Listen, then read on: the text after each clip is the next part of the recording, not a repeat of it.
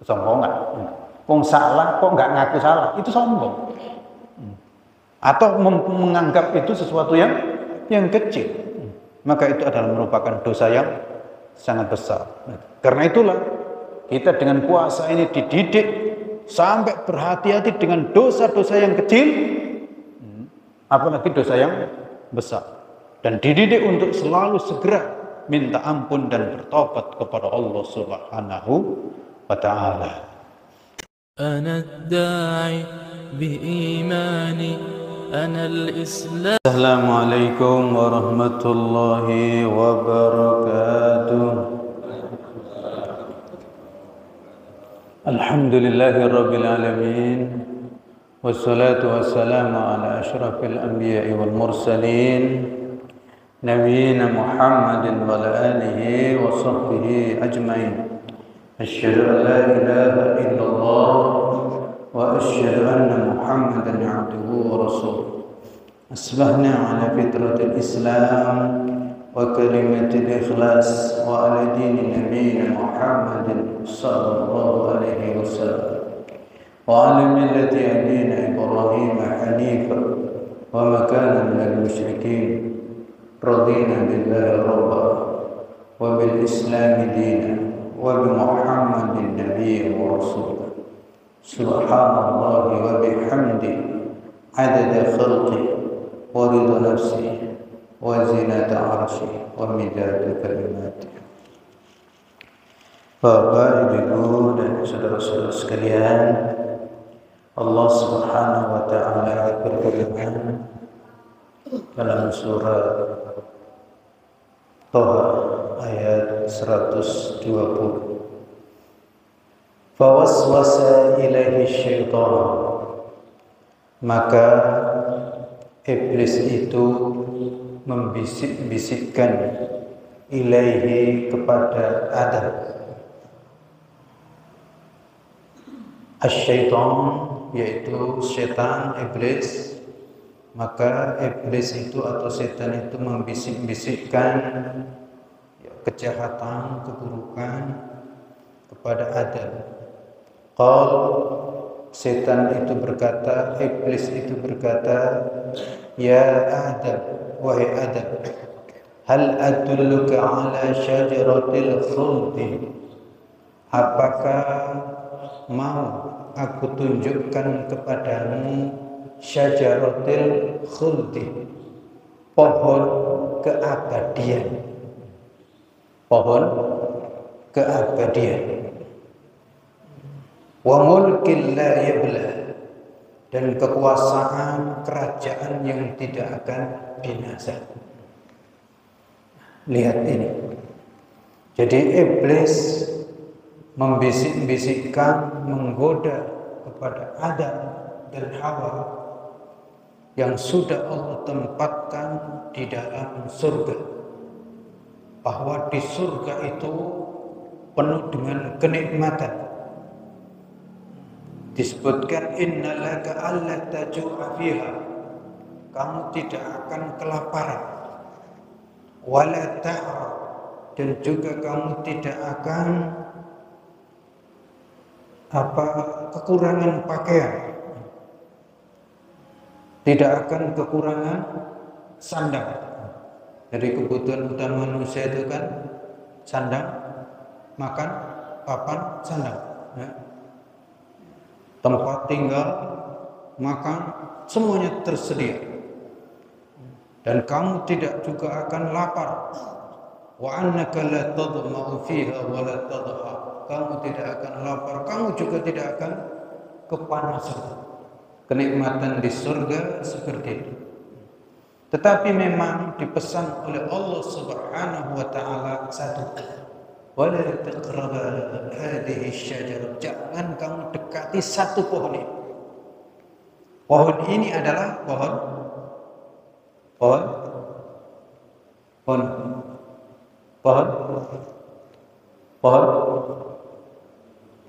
larangan, pohon yang bahaya, pohon larangan. Nah, iblis membuat isu ini bukan pohon larangan, tapi pohon syajaratul khuldi. Jadi nama khuldi itu nama dari iblis itu, untuk memanipulasi kepada Adam dan Hawa saat itu. Pohon larangan dimanipulasi, dikasih nama, dikasih merek menjadi syajaratul khuldi, pohon keabadian. Artinya, ya pohon ini hebat. Kalau kamu makan yang itu masih biasa. Kalau makan ini kamu akan menjadi abadi, menjadi raja, penguasa yang kekal. Itu hebatnya iblis, membuat isu pohon yang jelas dilarang oleh Allah, tapi diisukan sebagai, dikasih merek sebagai syajaratul khuldi. Dan sampai sekarang kita pun ikut-ikutan kan? Ya kan? Kalau ditanya pohon apa itu, langsung pohon khuldi. Padahal itu adalah nama palsu. Seperti belakangan dicontoh banyak orang, sesuatu yang buruk dikasih nama yang bagus, ya kan? Ya kan gitu. Dan kita ikut-ikutan juga. Minum-minuman keras itu dikasih nama yang macam-macam. Termasuk orang-orang yang buruk dikasih nama yang bagus. Pelacur diganti PSK, pekerja, seks komersial, padahal pekerja. Kalau pekerja kan berarti harus dilindungi dan dihormati, apalagi komersial gitu. Termasuk yang lain-lainnya. Riba dikasih nama bunga, oh bagus sekali kan? Padahal itu riba, tapi dikasih nama bunga. Termasuk juga dikasih nama pinjaman. Pinjaman itu kan bagus, meminjamkan sesuatu. Padahal itu rentenir misalnya, melilit-lilit. Nah itu adalah apa yang memulainya adalah dulu iblis. Dan betul ternyata kedua orang tua kita terpengaruh. Maka pohon yang dipesan oleh Allah untuk tidak didekati itu justru sampai fa'akala minha. Kedua orang tua kita sampai memakannya. Sampai makan. Padahal mendekati saja tidak boleh. Logikanya kan jelas, apalagi sampai makan. Sampai makan. Fabadat lahuma sawatuhuma. Maka nampaklah keduanya, ya aurat keduanya, yang awalnya berpakaian dengan sedemikian sangat bagus, pakaiannya itu dari cahaya. Jadi memang ya luar biasa kedua orang tua kita. Punya tubuh jasmani tapi pakaiannya pakaian cahaya. Pakaian cahaya. Maka setelah melakukan pelanggaran itu lepas pakaian kehormatannya itu. Wa tafiqa yakhsifani alaihima min warqil jannah. Maka kemudian buru-buru ingin menutupinya dengan ya daun-daun yang ada di surga. Nah, itu. Ya, jadi kan berbalik kan. Yang tadinya berpakaian cahaya ini harus cepat-cepat pakai pakaian yang lainnya dari dedaunan. Dari dedaunan. Wa asa Adam rabbahu faghawa. Maka itulah Adam pertama kali melakukan kemaksiatan, melakukan pelanggaran, faghawa, dan kemudian ya tersesat sebentar. Tapi tsumma jtabahu rabbuhu, kemudian Allah memilihnya. Kenapa memilihnya? Karena ternyata kedua orang tua kita itu segera bertaubat dengan mengatakan qala rabbana zalamna anfusana wa illam taghfir lana wa tarhamna lanakunanna minal khasirin. Ya Allah, kami telah menganiaya diri kami. Jadi langsung mengaku salah. Mengaku salah, mengaku menganiaya diri. Berbuat dosa, melanggar larangan Allah. Tidak cari alasan. dan tidak cari pembenaran. Dan juga hebatnya sama sekali tidak menyebut iblis. Nah, kalau model kita kan langsung ini gara-gara iblis kan gitu. Ini gara-gara setan. Termasuk di bulan Ramadan. Padahal setan sudah diikat masih juga nyalakan setan. Tapi kedua orang tua kita tidak nyalakan setan. Kenapa? Karena setan? Karena setan? Setan bersalah atau enggak bersalah? Ya memang setan itu pekerjaannya salah. Ya sudah pekerjaannya salah ya enggak perlu disalahkan. Yang salah itu sudah tahu salah diikuti. Kan itu. Jadi kan tambah salah. Wong sudah tahu salah tapi diikuti. Jadi andaikan kedua orang tua kita dulu kok beralasan, ya Allah ini gara-gara iblis, gara-gara setan, maka justru tambah salah. Wong sudah tahu memang kerjaannya dia itu salah dan memang sudah diwanti oleh Allah itu adalah musuh, tapi masih ngikutin kan tambah lipat itu. Kalau sampai beralasan, maka kedua orang tua kita sama sekali tidak menyebut ini gara-gara iblis. Bertaubat kepada Allah dan karena itu fataba alaihi wahada, maka Allah menerima taubatnya dan Allah memberikan petunjuk kepadanya. Nah, Bapak, Ibu dan saudara-saudara sekalian, maka kita dapat pelajaran yang pertama bahwa tempat asal manusia itu adalah di surga. Tempat asal kita itu di surga. Jadi kita ini sebenarnya aslinya itu penduduk surga. Meskipun lahir di tanah rantau, yaitu di dunia. Ya kan? Yang bapaknya dari Jawa kan ngakunya dari Jawa juga kan, meskipun lahir di Bengkulu. Atau ibunya. Jadi kita itu sebenarnya penduduk surga, merantau di dunia ini. Ya. Insya Allah kalau benar ya bisa balik ke surga. Tapi kalau nggak benar ya baliknya ke neraka. Yang kedua, kita dalam hidup di dunia ini, di rantau ini harus selalu waspada. Karena ada setan yang tidak akan pernah berhenti untuk menggoda. Ini. Jadi kita harus selalu sadar hidup di dunia ini memang ya nggak baik-baik saja. Karena ada permusuhan. Memang hidup di dunia ini permusuhan. Permusuhan dengan iblis dan kawan-kawannya. Setan. Itu banyak sekali. Maka kita ya hidup ini memang ya sedang bermusuhan. Karena dimusuhin dengan iblis itu. Yang ketiga, Bapak dan saudara-saudara sekalian, kita ditunjukkan salah satu trik iblis menggoda manusia itu dengan menyulap sesuatu yang buruk ditampakkan atau dikasih merek baik. Atau sebaliknya, yang baik dikasih atau diisukan sebagai sebuah keburukan atau dikasih merek yang buruk. Maka hendaknya kita tidak terpengaruh dengan merek-merek yang ada. Itulah kira-kira memang yang dilakukan oleh iblis, setan dan seterusnya. Dan ini di zaman sekarang ya lebih banyak lagi. Pelajaran berikutnya kita ditunjukkan bahwa berapa tadi? Yang keberapa? Keempat. Pelanggaran pertama yang dilakukan oleh manusia atau keberhasilan pertama iblis dalam menggoda manusia itu ternyata dalam persoalan makanan.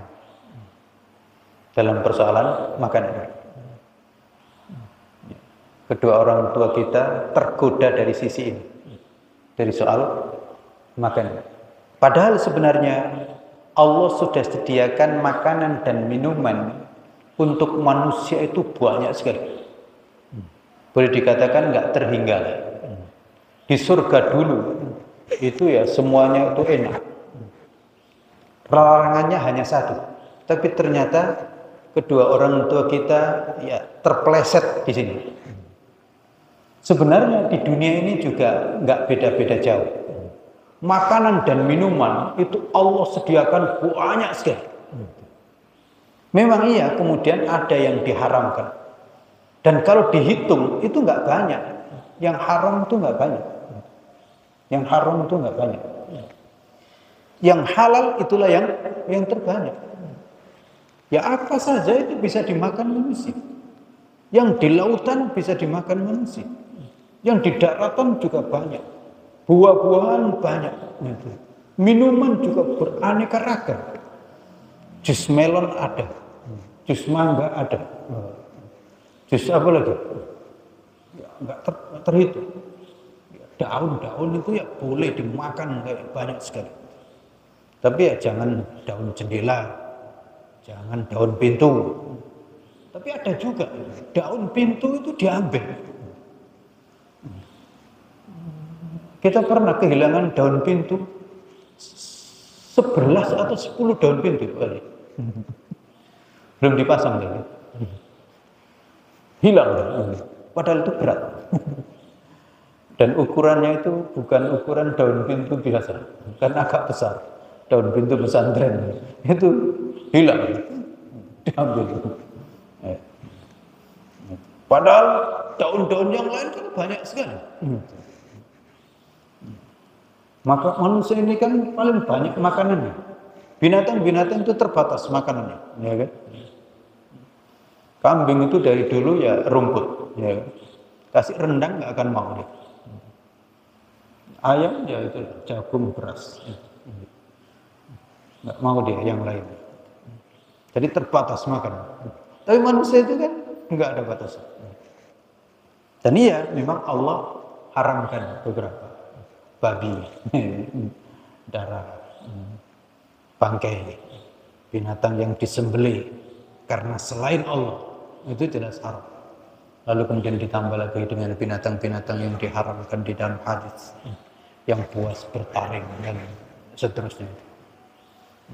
Tapi kemudian memang ada, yaitu sesuatu yang haram karena cara mendapatkannya. Karena apa? Karena manusia sudah Allah berikan cara untuk mendapatkan itu banyak sekali. Dagang, atau bertani, atau profesi-profesi yang lainnya. Sekarang kan luar biasa. Makanya saya mencermati, ya dulu memang relatif terbatas profesi-profesi. Sekitar dagang, bertani. Apa lagi? Kayaknya dua itu. Kalau ada lagi itu tukang. Yang lain mana lagi? Sulit itu dulu. Dan oleh karena itu zakat itu kalau di fikih ya klasik, ya terbatas gitu ya. Tapi kalau sekarang itu kan profesi itu kan luar biasa. Dokter dulu kayaknya jarang orang itu dokter menjadi sebuah profesi andalan. Ada tabib-tabib tapi nggak begitu andalan. Kalau bayaran kayak yang sekedarnya aja, terserahlah bayar berapa gitu. Ya, kalau sekarang kan luar biasa, dokter luar biasa, termasuk PNS. Kayaknya dulu itu jarang orang itu mau jadi PNS, kecuali tentara. Memang iya, tentara. Dan tentara itu sendiri juga relatif nggak ada batas. Karena kalau sudah perang itu semuanya, dan senjata itu kan bebas. Polisi juga ya nggak banyak. Apalagi ya guru misalnya juga. Paling ada itu juga sastrawan, seni itu. Sekarang luar biasa, banyak sekali. Tapi tentu jangan sampai dengan cara yang curang, mencuri, merampok. Itu jelas korupsi. Itu cara-cara mendapatkan yang tidak benar. Termasuk juga ada lagi, yaitu sesuatu rezeki yang belum waktunya. Itu juga jangan, belum waktunya. Tunggu sampai waktunya. Karena itulah dalam persoalan ini secara khusus Allah Subhanahu wa taala memberikan pendidikan kepada kita agar tidak salah makan. Itu puasa. Puasa itu untuk menghentikan bukan saja yang haram secara zatnya, tapi sampai haram cara mendapatkannya, dan haram kalau itu belum waktunya. Sehingga meskipun 5 menit belum maghrib, kita tidak akan makan. Meskipun itu zatnya halal dan cara mendapatkannya sudah halal, tapi kalau belum waktunya, tidak. Itulah dahsyatnya puasa. Karena manusia ternyata dalam persoalan makanan ini ya luar biasa. Sebenarnya kebutuhannya itu dikit, tapi nafsunya sangat besar. Nafsu makanan ini kan sangat besar, kebutuhannya dikit, tapi nafsunya seakan-akan nggak terbatas, keasaan semuanya dimakan. Maka Allah Subhanahu wa taala berikan pendidikan ini, dan hendaknya kita waspada dalam persoalan makanan. Karena ada hadis yang menyebutkan kullu lahmin nabata min suhtin fannaru aula bihi. Daging yang tumbuh dari sesuatu yang haram, maka neraka itu yang layak untuk melahapnya. Itu bahayanya di situ. Dan sebenarnya dari hadis ini itu bukan berarti tiba-tiba orang yang makan haram, bukan tiba-tiba langsung kemudian neraka, bukan begitu. Tapi akan berakibat. Orang itu kalau makan haram akan berakibat susah beribadah kepada Allah dan mudah untuk melakukan kemaksiatan. Itu sebenarnya efeknya itu. Jadi nggak tiba-tiba. Efek dari makanan yang haram, orang itu kalau makan yang haram, dia akan susah untuk ibadah kepada Allah. Salat itu berat, baca Quran itu berat, zikir itu berat, menutup aurat itu berat, berbuat baik dengan tetangga dan seterusnya itu berat. Tapi untuk bermaksiat itu gampang. Itu dorongannya itu ke sana. Jadi faktor makanan itu membuat berat beribadah kepada Allah dan membuat gampang untuk bermaksiat kepada Allah. Ya silakan kalau nggak percaya. Orang kalau dapat rezeki dari judi itu pasti susah untuk melakukan kebaikan. Tapi gampang untuk melakukan kemaksiatan. Infak itu susah. Tapi untuk diberikan kepada pelacur, kepada artis dan seterusnya itu gampang. Termasuk orang itu kalau dapat rezeki banyak karena korupsi. Susah untuk khusyuk, susah untuk beribadah kepada Allah. Uang korupsi itu ya ujung-ujungnya dibawa untuk keburukan. Itu tabiatnya demikian. Oleh karena itu hendaknya kita berhati-hati. Jangan sampai memberikan makan dan minum kepada anak-anak kita dengan makanan dan minuman yang haram. Itu bahayanya di situ. Berikutnya, yang berapa tadi? Hah? Yang kelima. Yang kelima, pentingnya bertaubat, segera bertaubat kepada Allah Subhanahu wa taala. Dan ternyata ini merupakan rahmat dari Allah. Ya di sini kita ditunjukkan bahwa orang itu meskipun berbuat dosa, tapi kalau cepat taubat tetap terhormat. Cepat taubat menjadi tetap terhormat. Ya kedua orang tua kita salah kan? Dan salahnya itu besar. Yang makan yang tidak boleh didekati, itu kan kesalahan besar. Tapi ternyata dengan taubat Allah tetap memilihnya, menerima taubatnya dan memberikan petunjuk dan tetap diangkat menjadi khalifah fil ard. Lalu nanti tetap dimasukkan atau dikembalikan ke surga. Beda dengan iblis. Kalau kita perhatikan kesalahan iblis itu mungkin ya Allah alam nggak terlalu besar. Diperintahkan hormat kepada Adam, tidak hormat kepada Adam kan, bukan kepada Allah. Kan ringan sebenarnya, ringan. Tapi dia nggak mau. Dan kenapa berat? Beratnya itu karena nggak mau tobat, nggak mau merasa salah, nggak mau merasa salah, justru merasa benar. Jadi kesalahan meskipun kecil, ketika dilakukan terus tidak merasa salah, bahkan merasa benar, maka kesalahan yang kecil itu menjadi sangat besar. Di sini. Berbeda, meskipun kesalahan itu besar, tapi kalau segera merasa salah dan minta ampun kepada Allah, maka kesalahan itu bisa terhapus. Oleh karena itu, dosa itu sebenarnya ya memang ada dosa besar dan dosa kecil. Tapi dosa kecil akan menjadi besar dan sangat besar, bahkan bisa berakibat sampai kufur bila tidak bertobat atau justru merasa benar, dan itulah yang kemudian disebut sebagai kesombongan. Kesombongan. Wong salah kok nggak ngaku salah, itu sombong. Atau menganggap itu sesuatu yang kecil, maka itu adalah merupakan dosa yang sangat besar. Karena itulah kita dengan puasa ini dididik sampai berhati-hati dengan dosa-dosa yang kecil, apalagi dosa yang besar, dan dididik untuk selalu segera minta ampun dan bertobat kepada Allah Subhanahu wa ta'ala.